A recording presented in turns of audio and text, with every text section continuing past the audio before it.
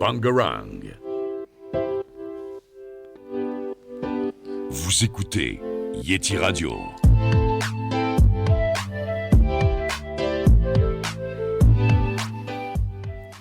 Et bonjour tout le monde, vous écoutez Yeti Radio. Aujourd'hui je suis avec Nino et Julien. Donc nous sommes directement chez Christian Laborie, donc qui est un écrivain, anciennement un prof d'histoire-géographie. Et donc ça va être une courte interview sur lui. Donc tout d'abord, on vous qualifie d'écrivain. Comment définirez-vous votre profession ? D'abord, je pense que être écrivain n'est pas tout à fait une profession. Enfin, pour moi. C'est plus. Au début, c'était un passe-temps, et ensuite, c'est devenu progressivement, j'allais dire, une passion. Une profession. Qui dit profession dit métier. C'est-à-dire avec tout ce qui est rémunération, salaire derrière. Alors je dis pas qu'un écrivain ne gagne pas, n'est pas rémunéré, certes il l'est, mais l'écrivain n'écrit pas pour cela. Il écrit par passion, il écrit parce qu'il a des choses à dire, à communiquer, il écrit pas pour lui. On ne peut pas écrire que pour soi, sinon je crois qu'on est vite limité. On écrit pour donner des choses au lecteur, et moi je pense qu'on écrit beaucoup pour donner du rêve aux gens. Alors faire profession, métier, je crois que ce ne sont pas les mots qui conviennent. D'accord. Donc vous le décrirez plus comme une passion ou un hobby ? Oui, tout à fait. D'accord. Donc comment vous vient votre inspiration ? Alors l'inspiration évolue, elle a évolué depuis 25 ans que j'écris. Au départ, c'est la région où j'habite, les Cévennes, qui m'ont inspiré. Je pense avoir traité, depuis le temps que j'écris, quasiment, c'est peut-être présomptueux de dire cela, mais tous les thèmes qui touchent les Cévennes. À quelques-uns près, peut-être que je n'ai pas traité, que ce soit la soie, la transhumance, le chemin de fer, le charbon, etc. Il y a plein de thèmes qui ne sont pas propres aux Cévennes, qui sont souvent spécifiques, mais aussi en commun à différentes régions. Alors, ce sont ces thèmes-là qui m'ont été mes premières sources d'inspiration, mes thèmes dans lesquels j'ai inscrit mes histoires. Ok. Et ces thèmes-là, vous les racontez dans vos œuvres à travers quel type de roman, du coup ? Alors, le type de roman que j'écris, c'est un vaste débat, je ne vais pas l'ouvrir maintenant parce que ce serait un peu long. Au début, j'étais classé comme écrivain de romans à terroir. Et ce terme, maintenant, on l'utilise de moins en moins parce qu'il est assez restrictif, pour ne pas dire dans certains cas péjoratif dans la bouche de certains. Et donc, on préfère parler de romans régionaux. Régionaux parce que la région dans laquelle nous inscrivons nos romans, c'est la toile de fond omniprésente de toutes les histoires que nous racontons. Alors voilà pourquoi, doublement régionaux, pour la raison que je viens de dire, mais aussi parce que nous sommes des écrivains en province, en région. Nous n'habitons pas Paris. Et il y a encore beaucoup de journalistes d'ailleurs qui opposent la littérature qui, on dirait qu'elle n'est que parisienne, et puis la littérature qui s'écrit en province. Alors nous on est classé dans les romans, dans les auteurs régionaux parce qu'on habite dans nos régions. Alors a fortiori, si on parle de notre région dans nos romans, on est doublement des écrivains régionaux. Julien ? Ça fait maintenant de nombreuses années que vous écrivez. Est-ce que vous pensez que votre écriture a évolué au fil du temps ? Je le pense et j'espère. Oui, je crois, parce que il m'est arrivé de relire mes tout premiers romans, mais vraiment tout premiers. Et je ne vais pas dire que les bras m'en sont tombés, mais je me suis dit, non, c'est pas possible aujourd'hui, j'écrirai pas ça comme ça. Donc le fait de s'apercevoir, de prendre conscience qu'on n'écrirait plus comme on a écrit il y a 20 ans, ça prouve qu'on a évolué. Et puis je crois que c'est c'est comme on dit, hein, on devient forgeron à force de forger. C'est en travaillant qu'on s'améliore. Et bon, j'espère que quand même je me suis amélioré depuis mes débuts, hein, depuis mes débuts d'écrivain, parce qu'on acquiert tout simplement, comme tout le monde dans son domaine, hein, on acquiert des techniques, on acquiert des qualités, je veux dire, qu'on n'a pas au départ parce qu'on ne connaît pas. Donc oui, je pense que à la fois mon style, mais aussi la manière de penser mes personnages, de penser les histoires que je raconte, de les présenter, tout ça a évolué et je pense que ça s'est amélioré. Nino? Vous disiez qu'au départ, vous étiez classé comme Écrivain régional. écrivain régional. Avez-vous un autre thème de prédilection pour vos œuvres? Non, alors, je reviens là-dessus parce que écrivain régional, ça ne veut pas dire pour moi, ça ne veut plus dire pour moi un écrivain dont la région va l'inspirer à 95% de son roman, de son œuvre présente. Écrivain régional, oui, parce que les Cévennes, je parle toujours des Cévennes dans mes romans. Même quand j'en parle très peu, j'en parle toujours un peu. Et je vais dire pourquoi, c'est qu'on me connaît comme tel, on me connaît comme écrivain, habitant les Cévennes. J'ai un lectorat, un public, j'allais dire, un lectorat qui est assez fidèle là-dessus et qui ne comprendrait peut-être pas que Christian Laborie écrive des romans qui se passent en Bretagne.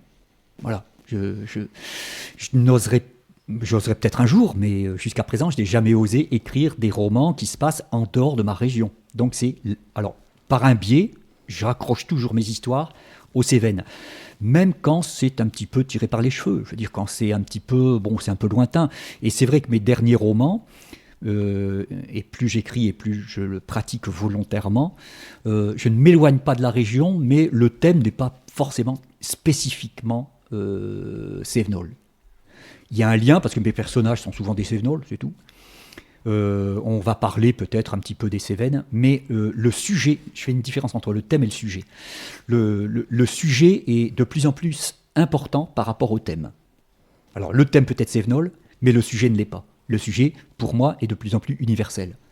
À savoir, c'est un sujet qui traite un problème général qui pourrait être traité dans n'importe quelle région, même si elle n'est pas définie. Ok. D'accord. Donc le thème reste principalement le même, mais est-ce qu'il y a des sujets que vous ne voulez pas aborder ou traiter dans vos romans? Que je ne veux pas, non, je n'ai pas d'interdit. Je ne me suis pas interdit quoi que ce soit. On m'a déconseillé. D'accord. C'est-à-dire que mon éditrice, notamment mon éditeur, m'a un jour déconseillé d'écrire un roman que j'avais l'intention d'écrire sous prétexte que le sujet n'intéresserait pas le lecteur. C'était pas une censure, je l'avais pas écrit, hein. J'avais simplement quelques idées de synopsis. Et puis, ça ne veut pas dire qu'un jour je l'écrirai pas. Et puis, si on ne le veut pas, s'il est écrit et qu'on ne le veut pas, je le présenterai ailleurs. La liberté de l'écrivain est quand même à 100% de ce point de vue. Moi, je ne m'interdis rien. Je ne l'ai pas fait parce que je n'avais pas envie, je ne veux pas dire d'aller au clash, hein. Je n'avais pas envie de faire quelque chose contre la volonté de mon éditeur avec qui je m'entends très bien. Comme je n'avais rien entrepris de sérieux de ce point de vue, je suis passé à autre chose. Mais j'ai encore les quelques pages que j'avais écrites au départ, qui sont dans mon ordinateur. Un jour ou l'autre, peut-être que je les ressortirai. Voilà. Julien? Quelle est la relation, du coup, entre un éditeur et son écrivain? Quel est le rôle de l'éditeur? Alors, ce qu'on appelle éditeur, d'abord, je crois qu'il y a beaucoup d'auditeurs qui ne doivent pas trop savoir ce qu'on appelle l'éditeur. L'éditeur, on pense que c'est le patron de la maison d'édition. Alors ça, c'est vrai pour les petites maisons d'édition. Ou les petites ou les moyennes. Là, actuellement, ça fait 10 ans que je suis aux presses de la Cité. L'éditeur, le patron de la maison d'édition, je ne le connais pas. Je connais certaines personnes haut placées, mais nous, ce que nous appelons notre éditeur, en l'occurrence c'est une dame, mon éditrice, en réalité c'est ce qu'on appelle souvent, elle a comme titre officiel, je crois, directrice aux éditions, elle est directrice littéraire. Et elle s'occupe des romans régionaux, uniquement. Par exemple, les romans non régionaux, c'est pas elle qui s'en occupe. Il y a un autre éditeur. Ils sont plusieurs éditeurs dans la maison d'édition, chacun. Il fut un temps, on appelait ça des directeurs de collection. Voilà. Alors, aux Presses de la Cité, il y a la collection Terre de France, dans laquelle moi je suis édité.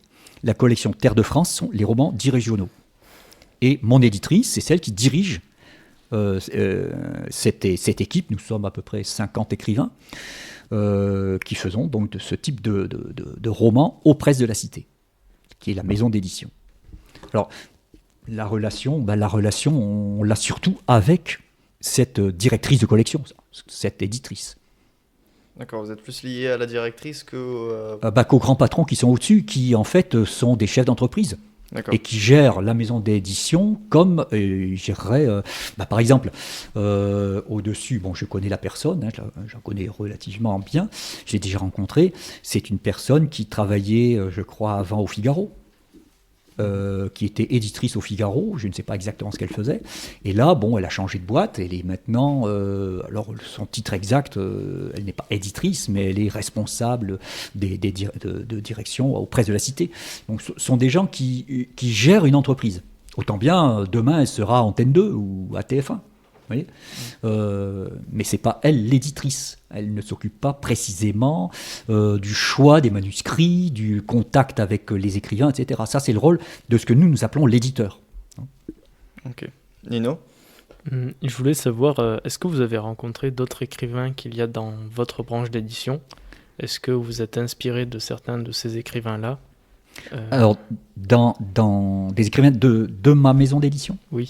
Oui, alors j'en rencontre pas mal, j'en connais, je ne veux pas dire la moitié, je disais à peu près nous sommes 50 écrivains, j'en connais bien peut-être la moitié, j'ai jamais fait le compte, mais on se rencontre souvent, plusieurs fois par an, au moment des salons du livre, il y en a quand même pas mal si on regarde bien, de ces manifestations. Moi j'en fais, je crois que j'avais calculé un jour, j'en fais à peu près une dizaine par an, à peu près un par mois, mais c'est pas un par mois parce que des fois il y en a 3 qui se suivent. Donc, mais il y a des petits salons régionaux, puis ensuite il y a les gros salons nationaux. Il y a des gros salons nationaux, j'en fais 4 ou 5 dans l'année. Encore que là, ça fait 1 an et demi avec la Covid qu'on ne fait plus rien. Mais on se rencontre à cette occasion-là.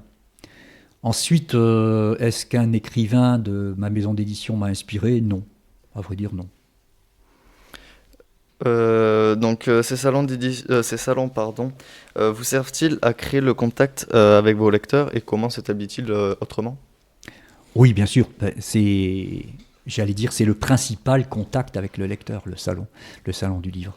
Parce que mieux qu'en dédicace en librairie. Alors, la librairie, c'est, j'allais dire, le premier contact. Mais c'est un contact très restreint parce qu'on ne voit pas quand même beaucoup de monde. Mis à part des gens comme Marc Lévy ou Musso ou Guillaume Musso ou des grosses locomotives là qui vont avoir une queue devant eux quand ils vont faire une dédicace dans une librairie. Bon, nous il n'y a jamais la queue, mais bon, on voit quelques dizaines de personnes qui vont venir nous voir pendant 2h30, 3h. C'est le temps d'une dédicace en librairie. Donc c'est pas là où on rencontre beaucoup de monde. Puis ce sont des gens de la région. On va dédicacer dans un rayon de 1h et demie autour de chez soi. Mais dans les salons, oui, alors il y a des gros salons comme celui de Brive, qui est un salon incontournable, où il y a des dizaines de milliers de personnes qui viennent en 3 jours.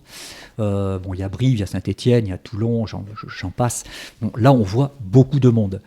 Et les gens viennent nous voir. La plupart sont des gens qu'on a fidélisés. Au début, non, quand on n'est pas connu, ils viennent un petit peu par hasard. Et puis l'année d'après, hop, tiens, on les rappelle, ils reviennent. Et là, moi, depuis 20 ans que je fais des salons, la plupart du temps, ce sont des lecteurs qui me connaissent. Et puis de temps en temps, j'en fais des nouveaux, ça c'est bien. Et c'est au moment des salons qu'on a le plus de contacts, effectivement. Et est-ce que vous avez des contacts par d'autres moyens, que ce soit des messages sur Internet ou quelque chose comme ça ? Oui, alors, des contacts physiques. Je parlais des librairies et les salons. Il y a aussi les interventions en bibliothèque ou en médiathèque. Parfois, on m'appelle, alors toujours dans la région, je ne vais pas... On m'appelle parfois plus loin, mais je dis non, je ne me déplace pas pour... Mais là c'est un contact aussi, c'est un échange qui est intéressant. Et puis après, oui, par les réseaux sociaux, Facebook notamment.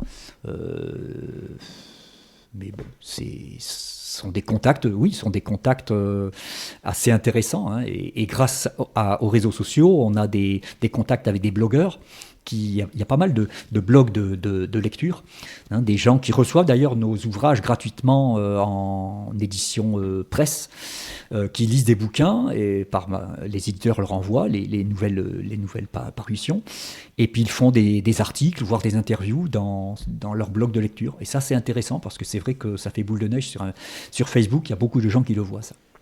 Non. Vous disiez que du coup vous aviez quand même quelques personnes qui venaient vous voir lors des interventions, mais combien avez-vous de lecteurs, vous pensiez, par roman à peu près? Je ne sais pas. Je suis incapable de le dire. Combien de lecteurs par roman? Je n'en sais rien.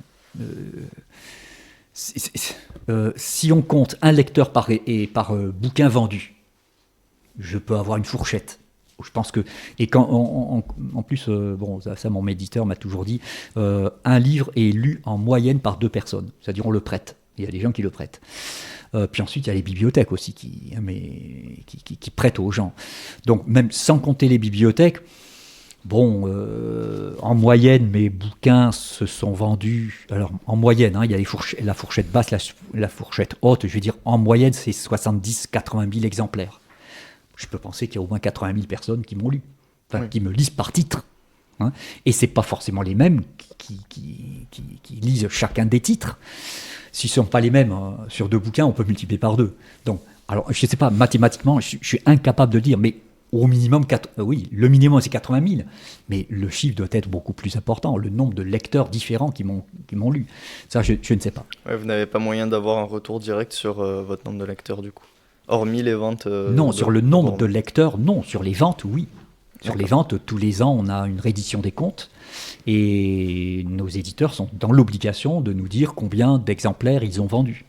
Donc là, voilà comment je sais à peu près combien de bouquins édités ont été vendus. Mais le nombre de lecteurs touchés, ça, non, c'est très difficile. Hein. D'accord. Vous écrivez des romans souvent, enfin pas souvent, mais généralement du même style, donc comme on l'a vu avec le même thème qui reste autour des CVN, tout ça, ou des personnages dans lesquels on peut s'identifier. Est-ce que vous avez déjà eu envie d'écrire des romans d'un autre style, ou est-ce que vous comptez le faire peut-être?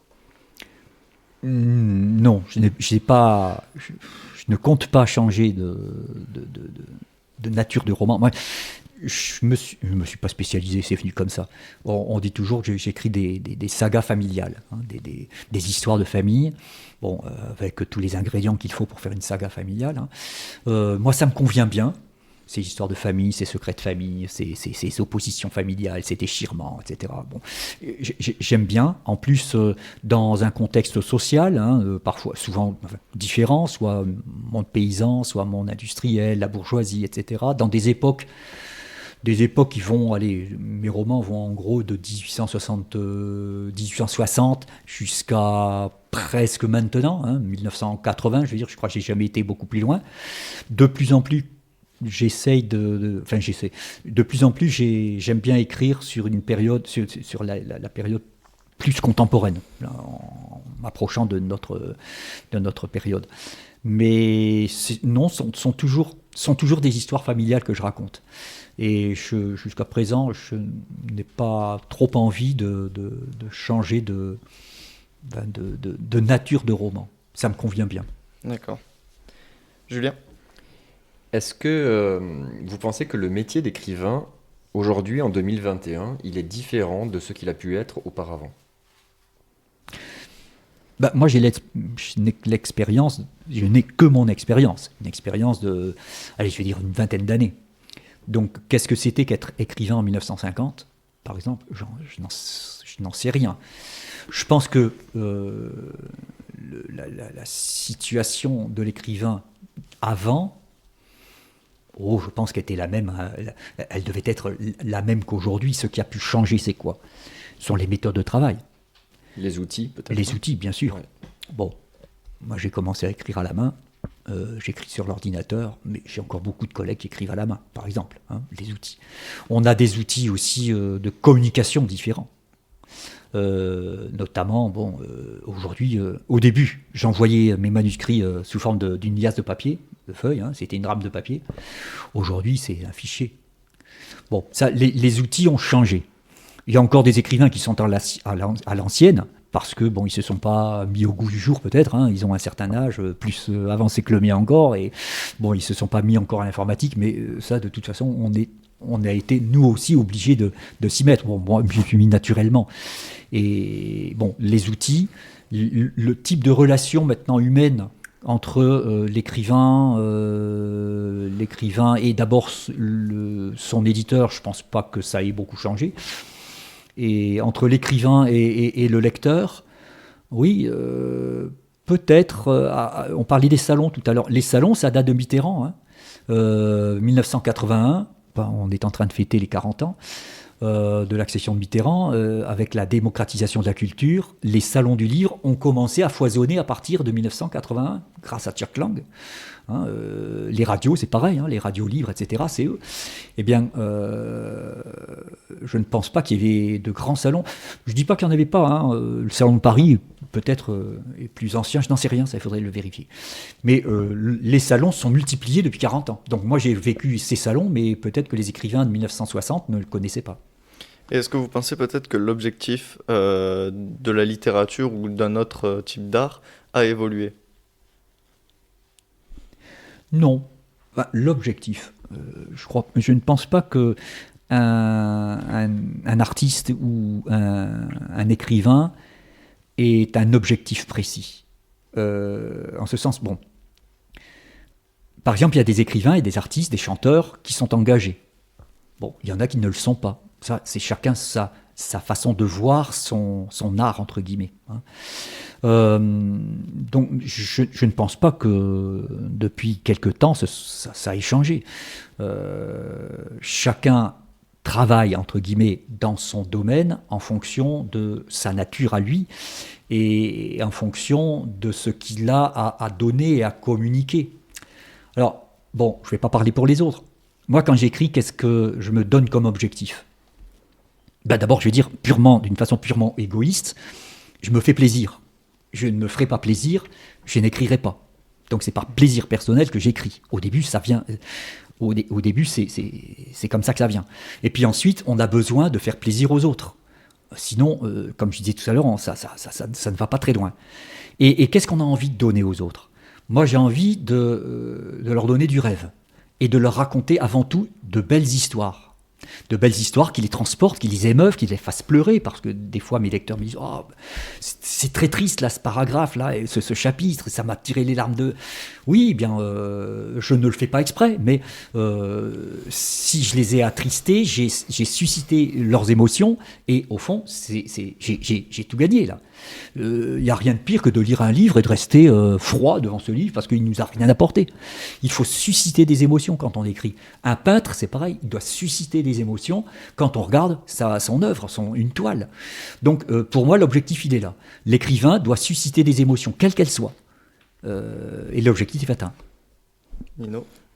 Et est-ce que vous pensez que chaque personne peut atteindre ce genre d'objectif et que chaque personne peut devenir écrivain en quelque sorte? Vaste débat. Je ne sais pas si... Non, je crois qu'on a tous un don caché. Je pense qu'on a un don. On peut encore discuter là-dessus. On a tous des possibilités, on a tous un don caché. Ce don n'est pas on ne le sait pas forcément, on ne le connaît pas forcément. Il faut peut-être aller le chercher.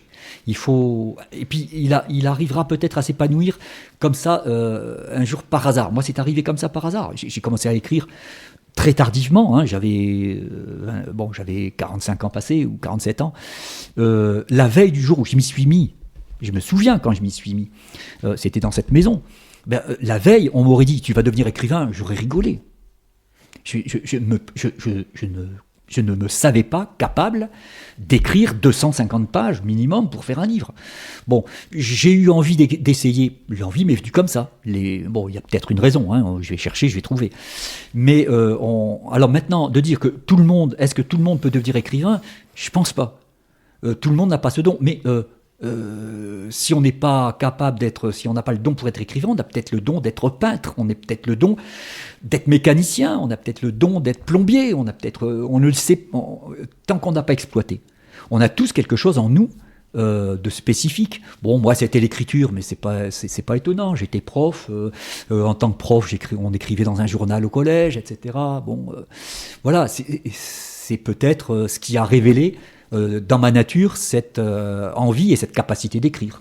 Maintenant, je ne dirais pas que tout le monde est capable d'écrire. Je ne crois pas, parce qu'il y en a qui écrivent, et bon, allez, honnêtement, parfois on dit non, c'est mauvais, faudrait encore beaucoup travailler, ou il y a pas... Et il y en a qui écrivent et qui abandonnent parce qu'ils voient que bon, ça ne marchera pas.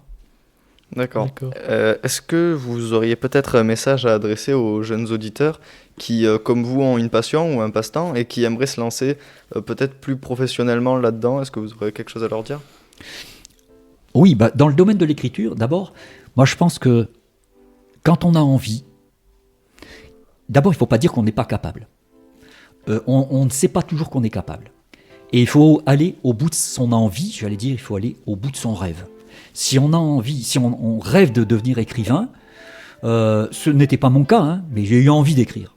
Moi je ne suis pas allé au bout de mon rêve, c'était pas un rêve, mais je suis allé au bout de mon envie. Et puis, comme ça m'a plu, comme j'ai découvert au fond cette satisfaction, cette plénitude en écrivant, eh bien, et c'est le conseil que je donne, il ne faut pas renoncer. C'est difficile au début, d'être reconnu en plus. Il faut insister, il faut pas s'arrêter tout de suite au premier écueil. Hein. Et moi j'ai mis 5 ans. J'ai écrit 5 bouquins avant d'être édité. Je les avais jamais donnés à personne. Mais ou 4 bouquins. Et puis un jour, voilà, j'ai eu la chance d'être édité, un petit peu par hasard. Bon, c'est ça, et puis après, c'est parti en roue libre, je veux dire. Hein. Mais il faut aller au bout de son rêve, Okay. en y croyant. On va se laisser sur ces mots. Merci en tout cas pour votre accueil. Merci. Et voilà, on se voit peut-être une prochaine fois les auditeurs et au revoir. Au Au revoir. revoir. Bangarang. Vous écoutez Yeti Radio.